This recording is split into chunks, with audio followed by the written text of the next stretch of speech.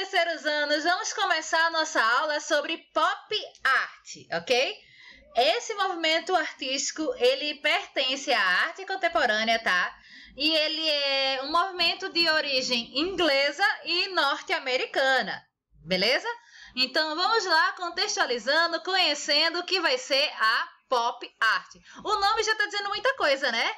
É como se fosse uma arte popular, uma arte, tipo assim, o Papa é pop, o Papa... Não, Onésia cantando não rola, né? Então essa ideia de popular, de tipo assim, midiático, é por aí. É o que essa estética artística vai trazer pra gente. Vamos lá? Contextualizando, estamos falando de, ok? Anos 50, a partir dos anos 50. Tá? Arte contemporânea, a gente tem essa marcação, tá? Temporal. A partir dos anos 50, que acontece tanto nos Estados Unidos como na Inglaterra. Essa pintura aqui, alguns de vocês já viram uma referência bem parecida a ela, que é do mesmo artista, que é o Andy Warhol, tá? Que falou de pop art, tem que falar de Andy. Andy, ele vai ser o símbolo desse movimento. Então, quando vocês virem pinturas que são basicamente a mesma imagem em reprodução, tá? O que muda é o tom de cor, o fundo e o primeiro plano, são referências à estética artística de Andy Warhol. Esse artista, ele fez várias pinturas seguindo esse modelo, que era o modelo que ele utilizava de material de serigrafia. Para quem não conhece, essa é a técnica de produzir as estampas de camisa. Sabe quando você vai em determinados lugares que tem umas camisas com as estampas de uma cor, de duas cores? Pois é, essas estampas, quando são feitas de maneira de produção industrial / manual, é serigrafia. Tranquilo? Então vamos lá, continuando. Então, esse pop, tá? Esse pop dessa arte pop, dessa pop art, reflete, tá? Um estilo de vida que se desenvolveu depois da Segunda Guerra Mundial, quando os Estados Unidos cresceram e se tornaram uma potência industrial.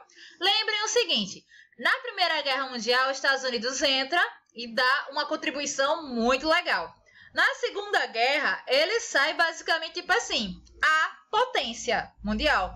O mundo basicamente vai sair do eixo Europa para ir para o eixo americano. Tanto que a gente vai começar a usar da cultura americana no nosso cotidiano aqui no Brasil. Exemplo, a calça jeans, o rock and roll, ok? O hot dog. Elementos de origem inglesa, norte-americana, né? Esse inglês norte-americano vão estar presentes no nosso cotidiano, porque os Estados Unidos, eles vão começar a influenciar o mundo como um todo depois da Segunda Guerra Mundial, tá? Então, como eles cresceram, tá, como potência, e eles vão criar, de certa forma, uma sociedade que vai ter um consumo desenfreado, ok? Essa ideia de quanto mais eu tenho, melhor eu sou.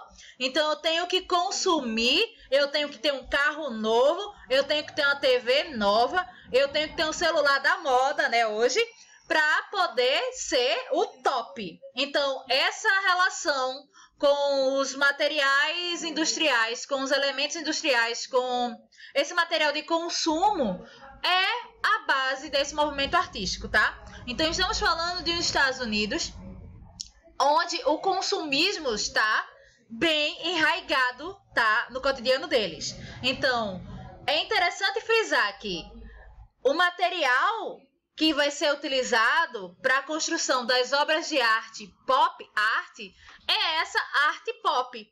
Como assim? As propagandas, a mídia que faz a gente consumir, que a gente não quer só um batom ou 2 batons, as meninas aqui, tá? A gente quer várias cores diferentes, principalmente quando é a menina da novela ou é aquela menina do seriado que faz a propaganda. Não é, pessoas? Então, é por aí que a gente está caminhando, tá?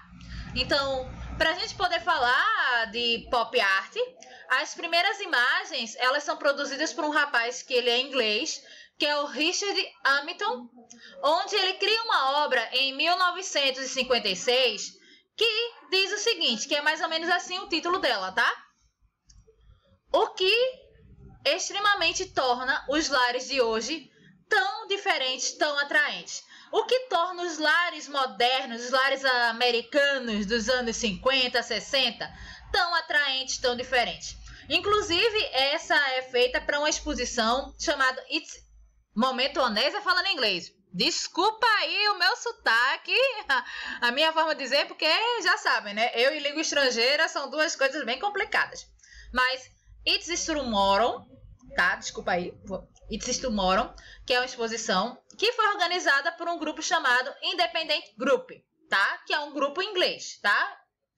E nela a ideia era falar sobre essas celebridades, esses objetos, tá? Dessa vida moderna que criaram, tá? Uma relação com essa forma americana de vida, que é American Way of Life, né? Na obra de arte, tipo assim.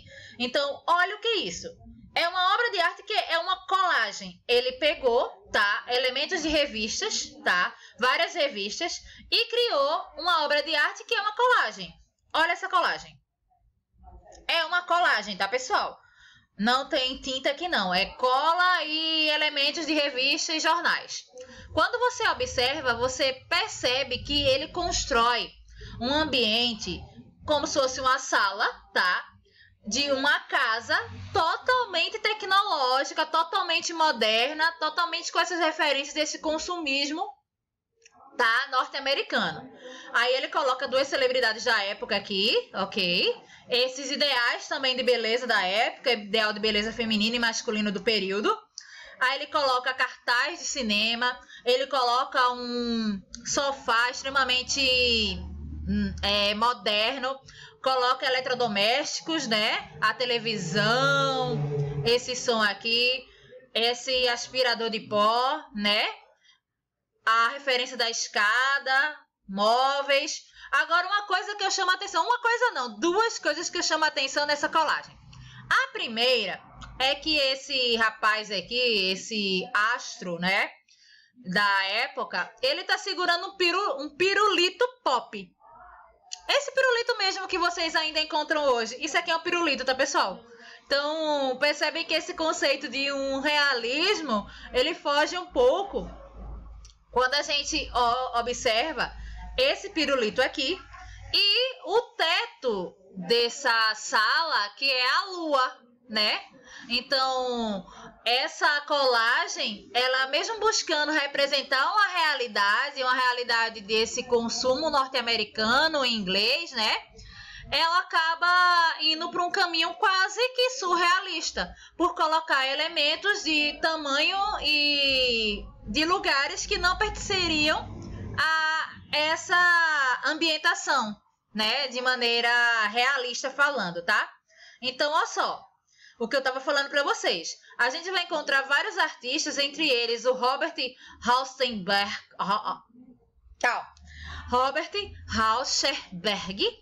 que vai criar imagens planas, e o Gypsy Jones, tá? Que vai também, ambos vão utilizar esse uso de objetos e imagens do cotidiano em suas obras. Ok? Então, eles vão resgatar elementos de um cotidiano, das revistas, ou até objetos mesmo do cotidiano, como uma garrafa de Coca-Cola, e colocar nas suas obras de arte. Então, essa relação com a colagem, com elementos do cotidiano e com coisas que estão colocadas numa mesma obra, mas elas não dialogam entre si de forma direta, como eu mostrei naquela colagem, a relação do pirulito com a lua, dentro de um aspecto de moradia de uma sala, são referências a dois movimentos de arte moderna que a gente já viu aqui, que são os dadás e os surrealistas. Tranquilo? Algumas obras, tá? Desses artistas. Essa aqui do Gypsy Jones, que é uma pintura e colagem. Como assim? Ele recorta, tá? A bandeira norte-americana e ele pinta por cima, dando essa sujeira, essa transfiguração da obra de arte. Ele utiliza elementos como cola, papel e tinta, tá? Seguindo mais, os integrantes da pop art, eles vão se inspirar, em elementos que, de certa maneira, não são reconhecidos como arte. Por exemplo, um papel da revista, né, uma garrafa de Coca-Cola, que, de maneira concreta, não são elementos, não são objetos que a gente consideraria arte, mas esses artistas, eles vão se utilizar desses objetos para produção de suas obras. Inclusive, muitas das obras desses artistas vão trazer estrelas de cinemas, a relação com as revistas em quadrinhos, o que a gente chama de HQ hoje, tá? Que é as histórias em quadrinhos, os automóveis, os aparelhos eletrônicos, os enlatados, toda essa sociedade capitalista americana dos anos 50 e 60, que falam sobre essa relação desse industrial, desse consumo industrial, vai estar refletido nas obras dos pop artistas. Então, a gente está falando de um movimento de arte, tá, crianças, tá, meus amores? Que vai ter essa relação. Eles vão pegar esses elementos do cotidiano, mas que elementos são esses? Elementos de um cotidiano, de uma cultura de massa. A propaganda, as revistas, as celebridades, os enlatados, a comida enlatada que ganhou uma certa repercussão a partir dessa época, né? Então, são esses elementos que eles vão utilizar nos objetos artísticos. Tranquilo? Olha isso aqui. Isso aqui é uma latinha, tá? Eu já vi essa latinha tanto no Big Bom Preço, não fazendo propaganda para eles, tá, crianças? Que aqui eu não tô sendo paga por eles, não é merchan. Mas em vários supermercados eu já encontrei essas latas, que é uma sopa, tá? A latinha de sopa. E essa latinha de sopa é extremamente comum nos Estados Unidos nesse período. Então, o Andy Warhol, ele vai fazer vários quadros usando essa mesma imagem. Como assim? Ele vai colocar, tipo assim, vários, 10 quadros com a mesma imagem, um do lado do outro. Aí alguém pergunta, mas por que isso, professora? Se você for num supermercado hoje, quando você entra nos corredores, você percebe que os produtos eles estão enfileirados, não é? Existem vários produtos da mesma marca, o mesmo produto, colocado um do lado do outro. Então, essa referência desse consumo desse supermercado é o que o Andy Warhol vai utilizar para produzir as suas telas da sua famosa sopa Campbell's. Eu não sei se é assim que pronuncia não, mas tudo bem, ok? Então, a ideia é de aproximar, tá? A obra de arte do cotidiano e o povo, de certa maneira, a população que frequenta esses lugares, supermercado, banca de revista, acaba reconhecendo-se nessas obras de arte. Beleza? Aqui outra colagem do Richard Hamilton, tá? Inclusive, o Richard Hamilton, ele descreve que a arte pop, né? Que a pop art, na realidade, ela vai ser popular. Claro, porque ela vai estar relacionada com esse cotidiano dessas grandes cidades. Então, a gente que frequenta supermercado, a gente que compra revista, a gente que vê um filme, estamos basicamente totalmente emergidos nessa cultura, que é uma cultura de massa, de consumo. Então, ela é popular. Porém, ela é transitória, porque a moda, né, os artistas, eles estão em determinado momento fazendo sucesso e outros momentos não estão mais. Então, a própria pop art também vai relacionar com isso, com essa ideia do transitório, do que é algo que é consumível, que é um consumo de imagens, consumo de objetos, tá? De baixo custo, porque, claro, se a industrialização, ela quer que você tenha acesso àquele objeto, quanto mais eu produzo, o preço tende a diminuir, certo? Então, é isso aí também. Produzida em massa, ela é jovem, ela é espirituosa, ela é sexy, ela é chamativa, é glamurosa, ela é um grande negócio.